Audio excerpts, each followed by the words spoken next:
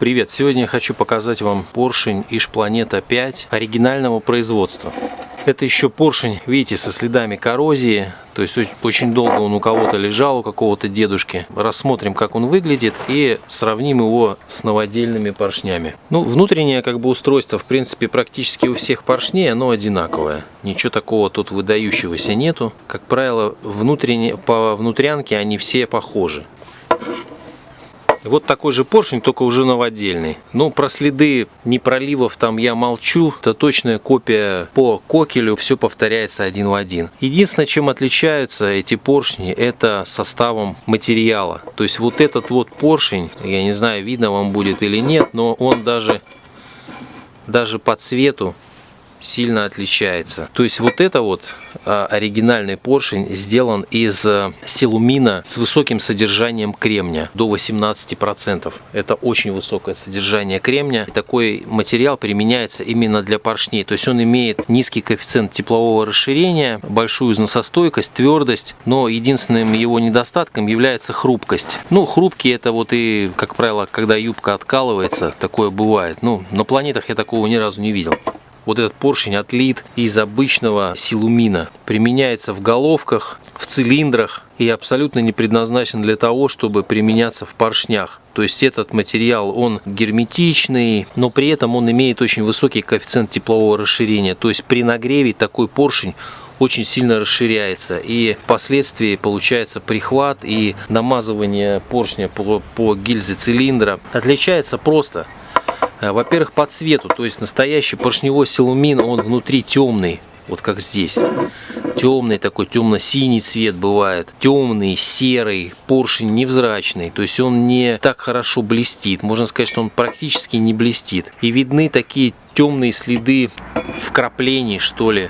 Вот сейчас хорошо видно, если присмотреться, то алюминий какое-то такое ощущение, как будто он грязный и весь в таких мелких черных точечках. Вот эти черные точечки, это и есть кремний, вкрапления вот эти темные. Он дает алюминию такой серый цвет, невзрачный, некрасивый, и вот с такими темными вкраплениями. Теперь сравните вот с этим. Этот материал видно, что он абсолютно чистый, белый, он светлее даже, он блестит. То есть этот материал кремния в своем составе, может быть, если и имеет, то в очень-очень-очень маленьком количестве. Очень легко увидеть разницу по цвету.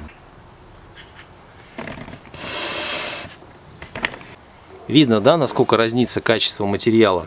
Справа оригинал, слева подделка. Для того, чтобы сравнить это, надо либо хорошо знать, иметь образец под рукой, либо хорошо разбираться.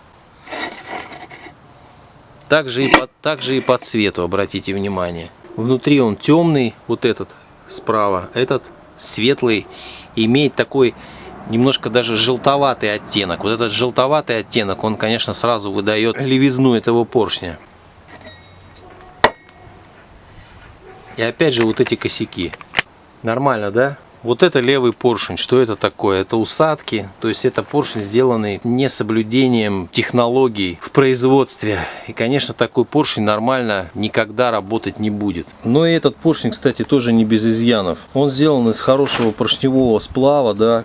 К этому претензий нету, но у всех этих поршней были проблемы с геометрией. Такая немножко некачественная, небрежная обработка. Вот здесь вот видно, когда цилиндр уже расточен в размер, а поршень туда идет очень туго. И туго он идет вот из-за того, что вот этот поясок вот здесь. То есть вот здесь размер меньше, видно, да? А вот это место почему-то цепляет. То есть там, где блестит, это говорит о том, что немножко геометрия поршня страдает. Плюс к тому же, когда разрезают поршень, тоже, видимо, не знаю, на какой стадии это делают, но очень часто именно прям по разрезу тоже виден блеск, что поршень трется. Поэтому, видимо, в книжках и написано, что при установке поршня допускалось, чтобы поршень вставлялся чуть-чуть с натягом. Так, даже, по-моему, что-то 3 килограмма, что ли, допускался вес. Вот под весом 3 килограмм он должен проходить. Но, конечно, это ненормально. Нормальный поршень, который имеет нормальные размеры геометрические, он должен проходить свободно, легко. И вот таких вот вещей, которые должны где-то притереться, пришоркаться, такого, конечно, быть не должно. Еще второй недостаток этого поршня — это вот эти вот толстые поршневые кольца. Это архаика, которая осталась еще со времен ДКВ.